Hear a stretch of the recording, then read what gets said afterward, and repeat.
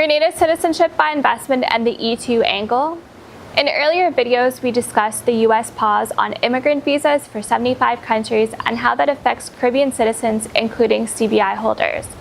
We also talked about why some clients look at Grenada specifically because of its E2 treaty investor relationship with the United States. Today in our Caribbean series, I want to focus on Grenada, what its citizenship by investment program offers, and how the E2 angle should be understood realistically.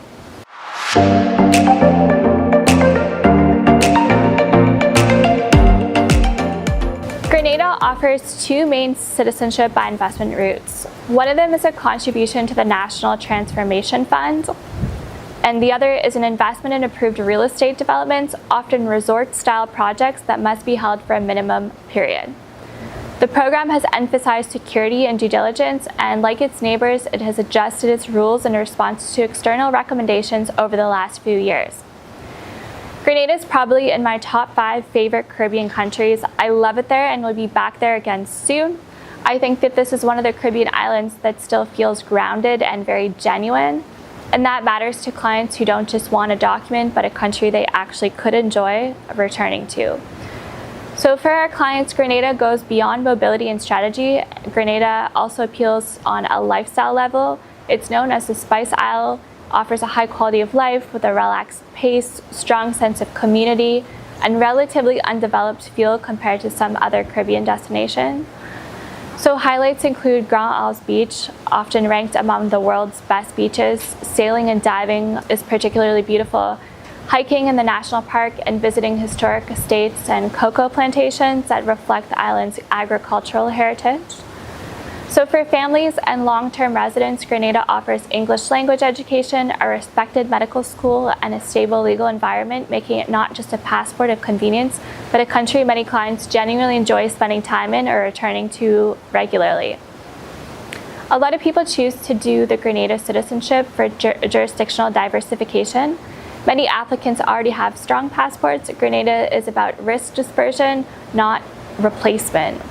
So clients use it to reduce reliance on a single nationality, create optionality in unstable and geopolitical periods, and hold citizenship in a neutral, non-aligned jurisdiction. So it functions as a sovereign hedge. Another primary reason why investors seek out Grenada citizenship is for family and generational planning. So citizenship from Grenada is for life, is generally inheritable, so as I mentioned, can be passed on to future generations. It allows inclusion of a wide range of dependents. So clients often see it as a generational asset and a safety net for their children, and as well as part of a long-term family mobility planning.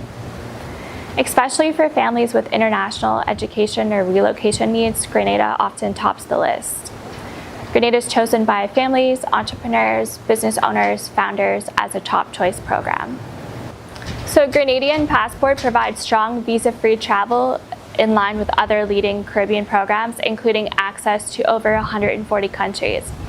Where Grenada stands out is its eligibility for the U.S. E2 treaty investor visa, which can allow qualifying investors to live in the United States while running a substantial business there. This is a non-immigrant visa. It does not lead automatically to a green card, and approval is always discretionary based on the quality and risk profile of the business and applicant. So the recent U.S. immigrant visa pause relates to immigrant categories only. It does not by itself cancel the E2 treaty or say that someone from Grenada nationals can no longer apply. However, as with all U.S. visas, standards can evolve, and it's important not to treat any E2 strategy as guaranteed. So how Grenada fits into a sophisticated Plan B? For some clients, Grenada is attractive precisely because it combines Caribbean citizenship by investment benefits with the possibility, not the guarantee, of building an E2 compatible business in the US at a later stage. For others, Grenada sits alongside options like St. Kitts and Nevis, St. Lucia, Antigua and Barbuda, Serbia's citizenship by exception, and African programs such as Sao Tome and Principe as part of a diversified citizenship and residency portfolio. So my role at JH Marlin Law is to help you separate marketing myths from legal reality, what Grenada's CBI can do for you, what an E2-based strategy might look like in practice, and how it interacts with your current citizenships, your tax position, and family plans.